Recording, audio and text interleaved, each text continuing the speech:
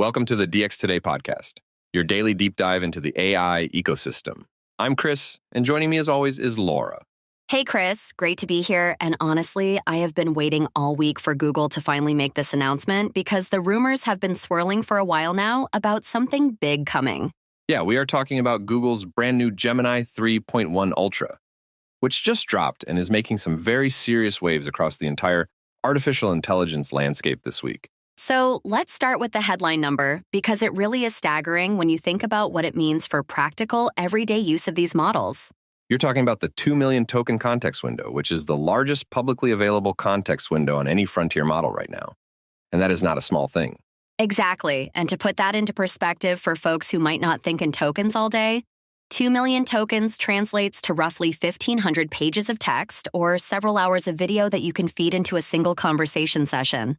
That's wild to think about because just a couple of years ago, we were celebrating when models could handle a few thousand tokens without losing track of what was being discussed in the conversation. And the really important thing here is that Google is saying this 2 million token window is stable, meaning it actually maintains coherent reasoning across that entire span rather than degrading as the context gets longer. So let's talk about what makes this version of Ultra genuinely different from what we've seen before. Because context window size is one thing, but there's more going on under the hood here. The biggest architectural shift is that Gemini 3.1 Ultra was designed from training to reason natively across all modalities simultaneously. So text, images, audio, and video are all first-class citizens in the model's reasoning pipeline. And that's different from the approach where you essentially transcribe or convert different media types into text before the model processes them, which is how a lot of earlier multimodal systems worked, right?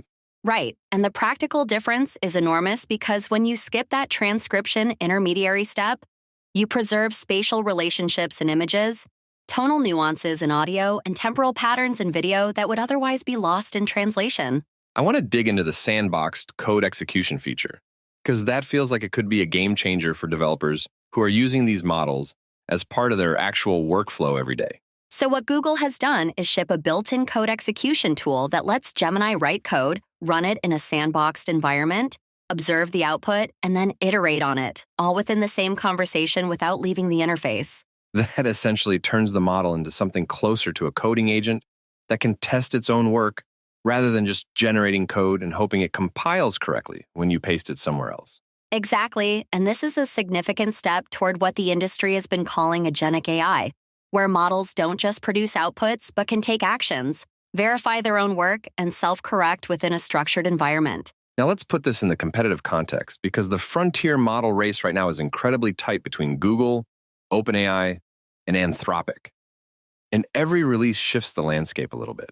The benchmark numbers are really interesting here because Gemini 3.1 Pro, which is the slightly smaller sibling of Ultra, is scoring a 94.3% on GPQA Diamond, which essentially ties it with GPT 5.4 at the top of that leaderboard. And for people who aren't benchmark obsessed, GPQA Diamond is basically a test of graduate-level scientific reasoning. So these are not trivial pattern matching questions, but genuinely hard problems that require real understanding. Where it gets even more interesting is the MMMU Pro benchmark, where Gemini scores a 95. And that measures multimodal understanding across documents, images, and mixed media inputs, which plays directly to their architectural strengths. But it's not a clean sweep for Google across the board, because Claude Opus 4.6 from Anthropic still leads on some really important dimensions that matter a lot for real-world usage. Right, Claude Opus 4.6 holds an 80.8% on S2E Bench, which measures actual software engineering tasks. And it leads the GDP-Val evaluation by over 300 ELO points, meaning human evaluators consistently prefer Claude's outputs for expert-level work. And then GPT 5.4 from OpenAI has its own strengths, particularly around complex coding tasks involving recursion, error handling, and edge case logic, where it produces fewer failures and more structurally consistent code than the competition. So the picture that's emerging is really one where no single model dominates everything anymore. And the smart strategy for organizations is to use multiple models for different types of tasks depending on the specific strengths of each one. Let's talk about the pricing because Google has been very aggressive on that front. And it's clearly part of their strategy to win market share through economics as much as through raw capability. The numbers are pretty compelling when you look at them side by side. with Gemini 3.1 Pro coming in at $2 per million input tokens and $12 per million output tokens through the API. Compare that to Claude Opus 4.6 at $15 input and $75 output per million tokens. And you can see why cost-conscious engineering teams are paying very close attention to what Google is offering. And then there's Flashlight at just 25 cents per million input tokens, which is 2.5 times faster than previous Gemini versions, and really targets the high-volume inference use cases where every fraction of a cent matters at scale. Now, I want to play devil's advocate here for a second, because having the biggest context window and the lowest price doesn't automatically mean you're delivering the best results for every use case, right? That's a really fair point, and one thing I've noticed in the early testing reports is that while the 2 million token window is technically stable, the quality of reasoning does still vary depending on where in that massive context the relevant information actually sits.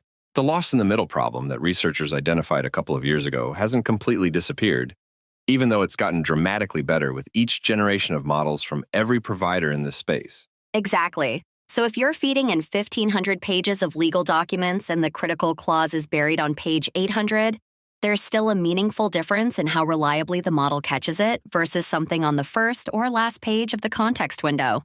Let's also talk about the consumer side of this launch, because Google is clearly trying to leverage their massive distribution advantage with 750 million users already on the Gemini platform.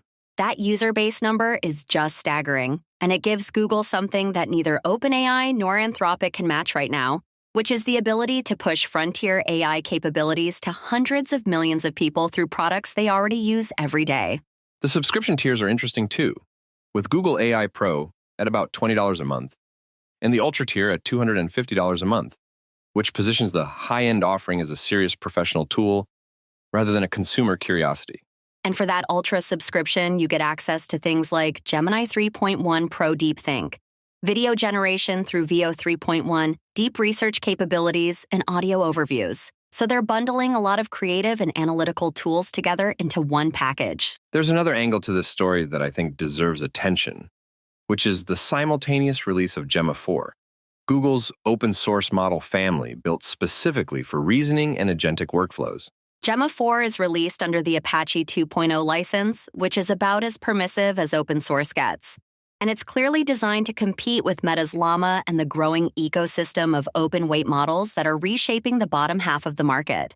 So Google is essentially playing both sides of the field here, offering premium proprietary models at the top and simultaneously pushing open source alternatives that help build ecosystem loyalty and developer familiarity with their architecture. It's a really smart strategic play because developers who learn on Gemma models and build tooling around Google's architecture are much more likely to scale up to the paid Gemini offerings when their projects grow and require more capability.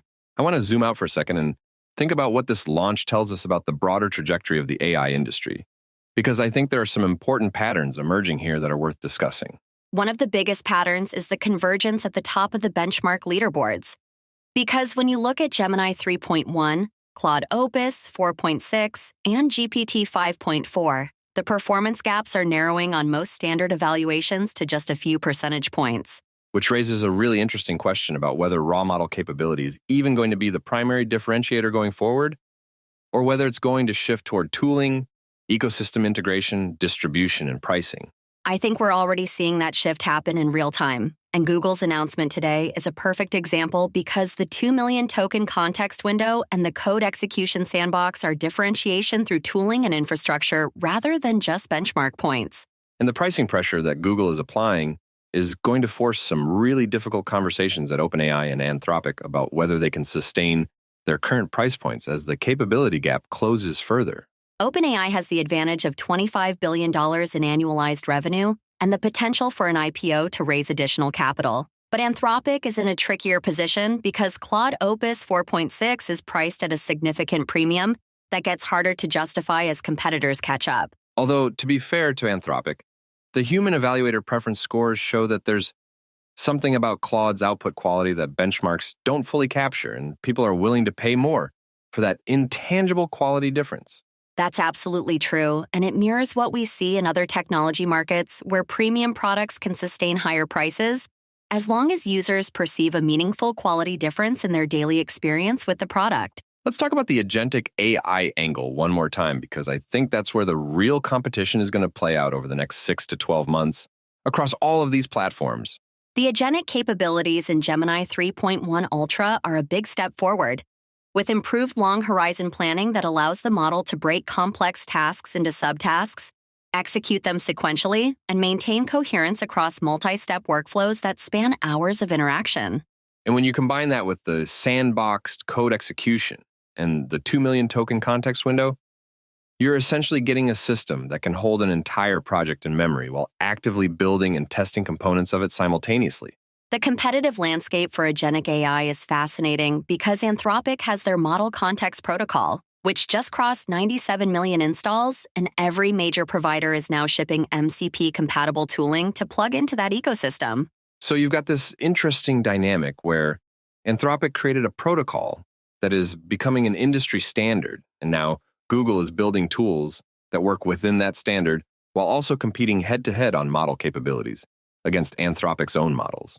It's very similar to how the web standards ecosystem evolved, where companies compete fiercely on browsers and services, but collaborate on underlying protocols because interoperability benefits everyone, including the end users who build on these platforms. All right, before we wrap up, I want to get your quick take on what you think this means for organizations and developers who are trying to decide which models to invest their time and resources into learning right now. My honest recommendation would be to stop thinking about picking a single winner and start building workflows that can leverage the specific strengths of each model, because we're entering an era where model routing and orchestration are going to matter as much as individual model capabilities. I think that's exactly right, and Google's aggressive pricing makes it easier than ever to experiment with multiple models without breaking the budget, which should lower the barrier for teams to adopt that multimodal approach in their production systems. And for individual developers and researchers, the combination of Gemma 4 being open source and Gemini's generous free tier means there's really no excuse not to start building with these tools today and understanding how they complement what's available from OpenAI and Anthropic. That's all for today's episode of the DX Today podcast. Thanks so much for listening. We really appreciate you tuning in, and we'll see you next time.